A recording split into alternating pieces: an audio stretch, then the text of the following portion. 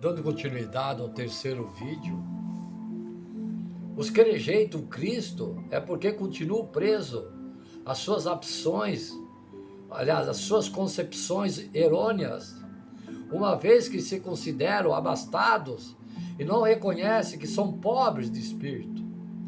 E assim, para que vós, os que credes, é preciosa, mas para os rebeldes a pedra que os edificadores reprovaram.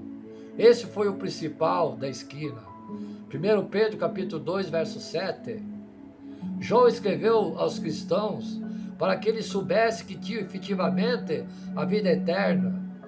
Ou seja, para não se demoverem da fé. Essas coisas vos escrevi a vós, os que credes no nome do Filho de Deus, para que saibais que tendes a vida eterna, para que creiais no nome do Filho de Deus. 1 João capítulo 5, verso 13. Quem toma o fardo de Jesus, ou seja, abandona o fardo pesado das ordenanças, proveniente do ensino dos homens e acata os mandamentos de Jesus, aprendeu de Deus. Está escrito nos profetas, e serão todos ensinados por Deus. Portanto, todo aquele que o Pai o viu e aprendeu, vem a mim. Jó, capítulo 6, verso 45. Os discípulos de Jesus são aqueles que aprendem dele, que é humilde e manso de coração. Ou seja, a natureza daquele que ensina é diferente da natureza dos homens. Isaías capítulo 54, verso 13. Sobre ser ensinado por Jesus, escreveu Paulo: se é que o tendes ouvido, e nele fostes ensinados, como está a verdade em Jesus. Efésios capítulo 4, verso 21. Ou seja, Deus estava em Cristo reconciliando consigo mesmo o mundo. A verdade é Deus em Cristo, isso é, Deus estava em Cristo reconciliando consigo o mundo, não lhes imputando os seus pecados, e pôs em nós a palavra de reconciliação. 2 Coríntios capítulo 5, verso 19. Quem aprende de Cristo despoja a carne e é circuncidado, não pelas mãos humanas, pois é novamente criado um novo homem, segundo a natureza de Deus, em verdadeira justiça e santidade.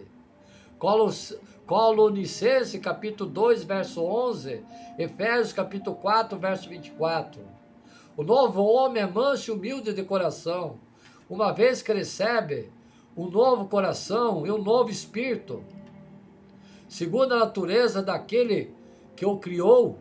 Salmo 51, verso 10. Os que são gerados de Deus, como Jesus são limpos de mãos e puros de coração. Aquele que é limpo de mãos e puro de coração, esse receberá do Senhor a bênção. Tal é a geração daqueles que o buscam. Qual é? Somos nós também neste mundo? Qual o terreno tais são também os terrenos? E qual o celestial? Tais também são os celestiais.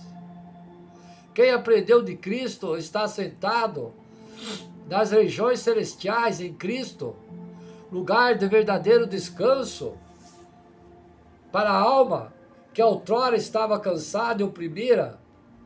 Efésios capítulo 1, verso 3. Considerar que o jugo e fardo refere-se à mesma coisa é um erro comum. Considerar que o fardo diz de condutas pecaminosas também é um erro comum em nossos dias. Alegar que é preciso abandonar o fardo do pecado aos pés da cruz também é um erro comum. O impossível ao homem livrar-se do jugo do pecado, uma vez que o escravo não pode libertar-se do seu senhor. A única coisa que tornava o escravo livre do seu jugo era a morte. E é isto que Cristo oferece aos cansados e oprimidos: morte em Cristo. Aquele que não tomar sobre si a sua própria cruz e não seguir pós-Cristo, não terá vida em si mesmo. Continuará nas condições de morto diante de Deus. É preciso ao homem pegar a sua cruz e seguir após Cristo, conformando-se com Ele na sua morte. Porque se fomos plantados juntamente com Ele na semelhança da sua morte, também o seremos na sua ressurreição. Romanos capítulo 6, verso 5. É preciso comer da carne e beber do sangue de Cristo. Ou seja, tornar-se participante de sua morte, para o homem livrar-se do jugo da escravidão, do pecado. Somente quando o homem torna-se participante da morte de Cristo, livra-se do jugo do pecado, podendo pertencer ao outro Senhor, e livrar-se de todos os que, com medo da morte, estavam por toda a vida sujeitos à servidão.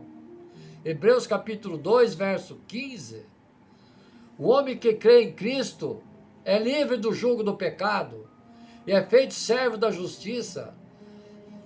E toma sobre si um fardo leve, pois os mandamentos de Deus não são pesados. E libertos do pecado, fostes feito servo da justiça.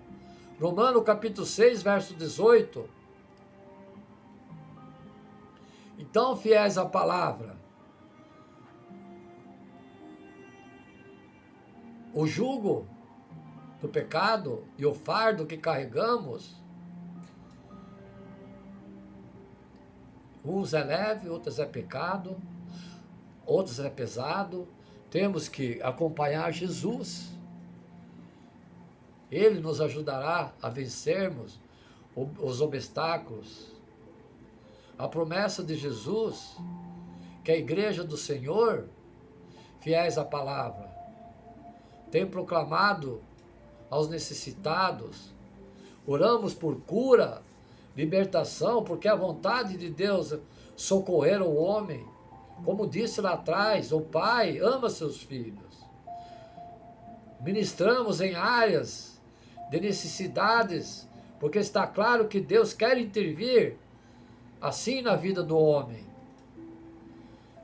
Nossa ênfase nessa pregação não é diminuir a importância dos milagres, nem tampouco atacar as igrejas que proclamam a mensagem do Evangelho. Acreditamos que praticamos esta ênfase. Temos que amar pastores e ministrar a palavra e a cura às pessoas de acordo com a vontade de Deus. Amar a ministração do Evangelho, proclamar a fé que rompe e nos leva à vitória em todos os dias e todas as áreas. A igreja recebeu essa missão de Jesus. Esses 12 enviou Jesus dando-lhe as seguintes instruções: não tomeis rumos aos gentios, nem entreis em cidades de samaritanos, mas de preferência procurai as ovelhas perdidas da casa de Israel. À medida que seguirdes, pregai que está próximo o reino dos céus. Curai enfermos, ressuscitai mortos, purificai leprosos, expeli demônios, expulsai demônios, de graça recebestes e de graça dais. Mateus capítulo 10, versos 5 e 8. Isso serve para os falsos profetas que pregam prosperidades e são milionários. Quando o evangelho chega a alguém, deve trazer juntamente com a pregação do reino de Deus a demonstração do amor e do socorro de Deus aos homens, agindo assim outras áreas da necessidade.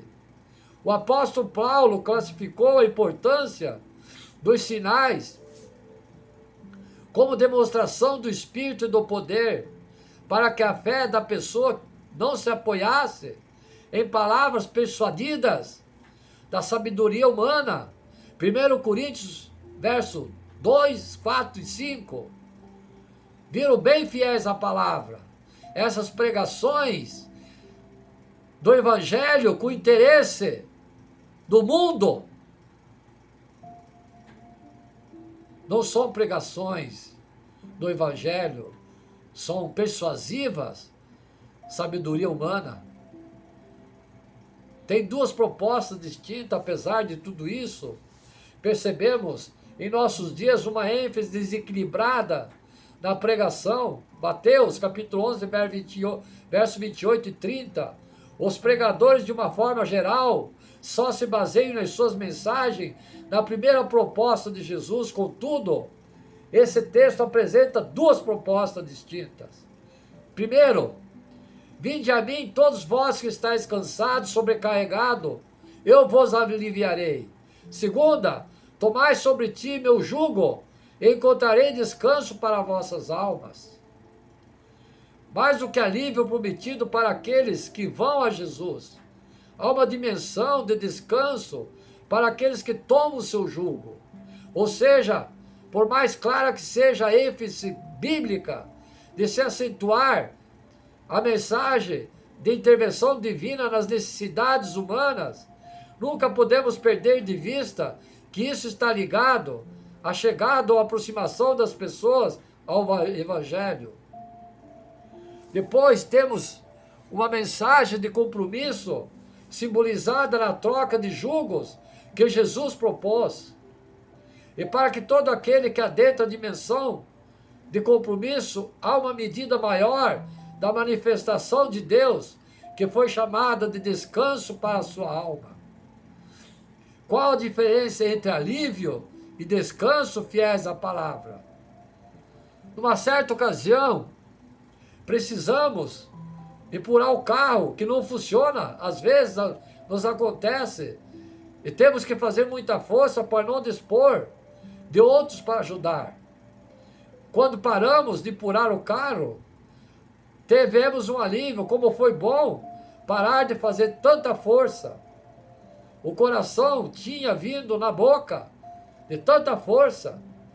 As pernas estão moles e terrivelmente cansadas. Mas o descanso mesmo levou 2 dias para acontecer, a melhora da força das pernas. Foi quando as dores das pernas passaram e a pessoa se recompôs de verdade. Então, é isso. Nós precisamos do auxílio de Deus. Vinde a mim. Ao dizer vinde a mim todos que estão cansados e oprimidos, Cristo mostrou a necessidade que levamos as pessoas a Ele, com uma proposta de solução dos problemas. Portanto, é bíblico enfatizar os milagres, a intervenção de Deus ao pregarmos a Cristo. Infelizmente, há muitas igrejas que parecem querer fazer com que as pessoas acreditem que o alívio é proporcionado por elas. Dizem, venha para nós, nossa igreja tal, e você será mudado, abençoado, curado, etc. Deus me mandou te dizer que você deve vir à minha igreja. É claro que há igrejas que atraem as pessoas para si, para depois levá-las a Jesus. Mas são poucas. Mas o que não podemos perder de vista é que não há proposta evangélica sem alívio. O Senhor Jesus prometeu isso e se incumbirá a fazer que seja assim. Não é errado enfatizar isso, mas o que frequentemente fazemos de errado é omitir o restante da proposta de Jesus. Eu vos aliviarei. Como já afirmamos, o alívio é uma dimensão de socorro. É o toque inicial que Jesus, na vida de alguém, e depois desse toque, que normalmente vem alguém falando de mudança de vida, do abandono dos vícios e pecado, da restauração do casamento, da cura recebida ou da libertação efetuada. O alívio são o que podemos chamar de primeiros socorros, mas não englobam tudo aquilo que Deus deseja fazer na vida de alguém. É um excelente começo, mas não a obra completa, só o começo. A igreja do Senhor em nossos dias não tem amargado a triste experiência de um grande número de crentes que nunca chegam à plenitude do que Deus tem para as suas vidas, justamente por nunca ter oferecido uma proposta que os leve além do alívio. O alívio se expressa quando a pessoa vai a Cristo, mas o descanso, aquela dimensão mais profunda do que Deus tem, só se recebe quando a pessoa decide tomar sobre si o jugo proposto por Jesus. Portanto, a única forma de ir além do alívio é aceitando o jugo de Jesus, é fazendo a troca, deixando aos pés dele o nosso, e tomamos sobre nós o jugo dele. Tomai sobre vós meu jugo. O que é tomar o jugo nessa mensagem de Jesus? Como ilustração natural de um paralelo espiritual, o jugo fala de união. O jugo era uma peça de madeira usada pelos agricultores da época para unir dois animais que puxavam o arado. Com o boi puxando o arado, o trabalho tinha um ritmo mais lento, mas os dois agilizavam. Alguns usavam várias juntas de bois, como é o caso de Eliseu, antes de ser chamado ao ministério. Primeiro, Romanos capítulo 19, verso 21, o jugo obrigava os animais a caminharem juntos na hora do trabalho. Era uma forma de prender um ao outro e forçá-lo a andarem juntos, no mesmo compasso e direção. As Escrituras usam a expressão jugo para falar de união, vínculo e sociedade. Compreenderam fiéis à palavra o que é jugo? Que nós estávamos falando até agora sobre jugo, né?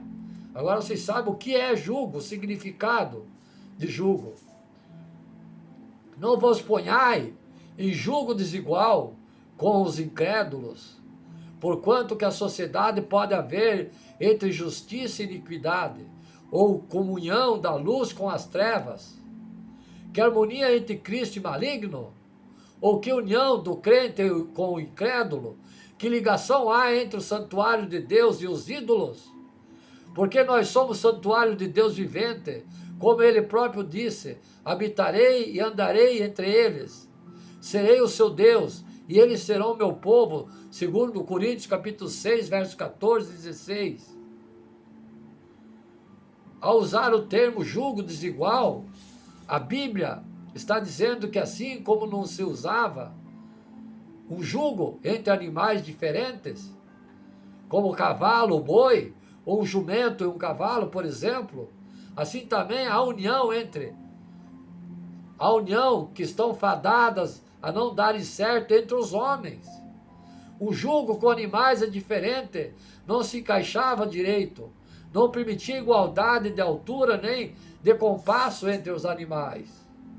O apóstolo Paulo emprega vários outros termos sinônimos para o jugo, ao fazer comparação de união entre os crentes e incrédulos, sociedades, comunhão, harmonia, união e ligação. O próprio termo cônjuge, que usamos para se referir marido e mulher, quer dizer companheiro de jugo. Alguém que anda com o mesmo jugo, junto, sofrendo junto, alegre junto. Muitas vezes pode ser uma ferramenta que prendia o animal. A expressão pode aparecer na Bíblia, se referindo não só ao compromisso, mas a uma carga ou peso, ou ainda algo que prende alguém. E acontecerá naquele dia que sua carga será tirada do teu ombro, e seu jugo do teu pescoço, e o jugo será despedaçado por causa da unção. Isaías capítulo 10, verso 27. Dedico esse versículo a pastora Flávia, que eu vou repetir. E acontecerá naquele dia que a sua carga será tirada do teu ombro, e seu jugo do teu pescoço, e o jugo será despedaçado por causa da unção. Isaías capítulo 10, verso 27. Quando o Senhor Jesus fala do jugo, está falando de tudo isso. Ele se refere a alguém que vem com uma carga nos ombros, oprimido pelo peso, cansaço, aflição, desânimo. Então promete alívio, ou seja, se compromete a tirar a prisão e o peso de quem quer que o procure. Mas a proposta de Jesus não é deixar os ombros e o pescoço de ninguém livre. Ele se propõe a tirar nosso jugo para que a gente consiga carregar o dele. Na verdade, ele está propondo uma troca. Deixa o seu leve, o meu. Talvez alguém se questione qual é a vantagem de trocar o jugo. A resposta foi dada ao próprio Jesus. O meu jugo é suave e meu fardo é leve. O que ele nos propõe também é uma prisão e uma união, porém diferente da prisão e união com o pecado e as coisas mundanas. Se o jugo nos abençoa, o Senhor está falando de compromisso. Achareis descanso para a vossa alma. Copia bem, fiéis à palavra. O alívio é uma espécie de selo e aval de Deus para a mensagem do Evangelho que foi pregada. A palavra de Deus sempre é acompanhada de sinais. E eles, tendo partido, pregaram em toda parte, cooperando com eles o Senhor e confirmando a palavra por meio de sinais que se seguiam. Marcos capítulo 16, verso 20. Além desse relato, Marcos, encontramos o mesmo princípio em Hebreus. Como escaparemos nós se negligenciarmos a tão grande salvação, a qual, tendo sido anunciada inicialmente pelo Senhor, foi-nos depois confirmada pelos que ouviram, dando Deus testemunho juntamente com eles, por sinais, prodígios e vários milagres, e por distribuição do Espírito Santo, segundo a sua vontade. Hebreus capítulo 2, verso 3 e 4. Mas os compromissos das pessoas em corresponder com Deus e seus milagres geram ciclos de milagres, onde seremos levados a provar manifestações maiores ainda. E a dimensão do descanso prometida por Jesus é quando o nosso caráter realmente passa por mudanças, não só naquelas áreas de grandes erros, mas também dos pequenos detalhes. É quando o casamento recebe mais que os primeiros socorros e passa por um momento de profunda retomada de restauração. É quando vencemos o pecado, em vez de eles só receber o perdão por eles. É quando caminhamos em vitória constantes e vemos milagres maiores. Tanta coisa podia ser dita dessa dimensão de intervenção de Deus, mas que talvez mais mereça a nossa atenção é o fato de que, com tudo que provamos na dimensão do alívio, nosso coração ainda tem fome e sede por mais. Fomos desenhados e planejados por Deus desde a criação para andarmos na sua abundância, e nada contentará nosso coração enquanto não rompermos o fato desse nível. Vemos esse ciclo progressivo acontecendo também em Éfeso, mediante o ministério do apóstolo Paulo. Quando o apóstolo Paulo chegou em Éfeso, ele começou a pregar o evangelho, os sinais estavam acompanhando. No primeiro batismo que realizou, foram batizados no Espírito Santo e profetizaram. Atos, capítulo 19, versos 5 e 6. Os sinais estavam indicando o caminho. Paulo continuava pregando na sinagoga, mas não existe correspondência por parte da maioria do povo e nada mais parece ter acontecido nos próximos 3 meses. Então Paulo chama os comprometidos e investe em suas vidas para firmá-los ainda mais. Durante 3 meses, Paulo frequentou a sinagoga, onde falava ousadamente, dissertando e persuadindo com respeito ao reino de Deus, visto que alguns deles se mostravam empedernidos e descrentes, falando mal do caminho diante da multidão. Paulo, apartando-se deles, separou os discípulos, passando a discorrer diariamente na escola de Tirano. Atos capítulo 19, verso 8. Durante 2 anos, esse grupo foi diariamente ministrado e a correspondência dele chegou ao ciclo progressivo de milagres. E eles entraram numa dimensão aparentemente inédita, tanto para eles como para o apóstolo Paulo. A Bíblia chama de milagres extraordinários o que esse grupo de irmãos de Éfeso passou a experimentar, e com isso define 2 tipos de milagres: o ordinário e o extraordinário. O milagre ordinário é aquele que pertence ao cotidiano da igreja e da pregação, trata daquele tipo de manifestação que é mais frequente e comum. Há, porém, o outro nível de manifestação do sobrenatural, que é classificado como incomum, ocasional. Não é aquele tipo de milagre que se vê com frequência.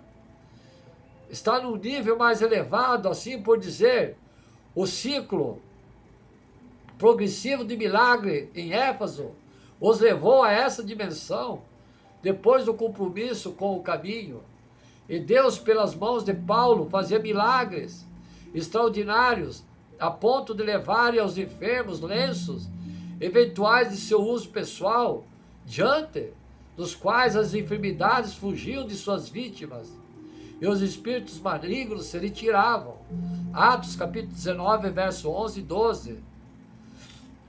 Se conscientizarmos a igreja do Senhor em nossos dias a voltar-se para Deus, em compromisso genuíno e verdadeiro com Jesus, o seu jugo, entraremos numa dimensão ainda maior de milagres, muitas curas, milagres, libertações e manifestação do poder de Deus tem sido provada na igreja brasileira e também ao redor do mundo. Mas não podemos parar por aqui, senão além de desperdiçar e o mover de Deus, ainda impediremos os milagres extraordinários de terem o seu lugar em nosso meio. Porque meu jugo é suave. Repito, porque meu jugo é suave. Compromisso é compromisso. E o que Jesus está propondo é isso. O compromisso nunca é totalmente agradável, sempre terá um caráter de jugo, porém diferente de qualquer outro. Pode ser chamado de leve ou suave. Não há como fugir do senhorio de Cristo, não como querer uma vitória vitoriosa na plenitude de Deus, sem obediência a Ele. O apóstolo João falou sobre isso em sua primeira epístola. Porque esse é o amor de Deus, que guardemos os seus mandamentos. Ora, os seus mandamentos não são penosos, porque todos que é nascido de Deus vence o mundo. E essa é a vitória que vence o mundo, a nossa fé. 1 João capítulo 5, verso 3 e 4. Ao falar que os mandamentos de Deus não são penosos, os apóstolos estão enfatizando que, embora haja uma dimensão do compromisso, ela não chega a ser pesada. O que poderemos ter uma ênfase de fé firme, que vence o mundo e nos guarda em obediência à verdade. Vale a pena se comprometer com Deus. A recompensa para quem permanece firme no compromisso com Deus é muito maior do que a recompensa com aquele que vai a Ele pela primeira vez e chega a desfrutar. Deus não é injusto. O descanso para aquele que se firma é uma dimensão muito mais rica e profunda do que o alívio que recebe os que estão chegando em Cristo agora. Que isto sirva de estímulo à medida que você consiga, se consagre e se compromete mais a mais com o Senhor Jesus Cristo. Amém? Continuaremos no quarto vídeo e último. Amém?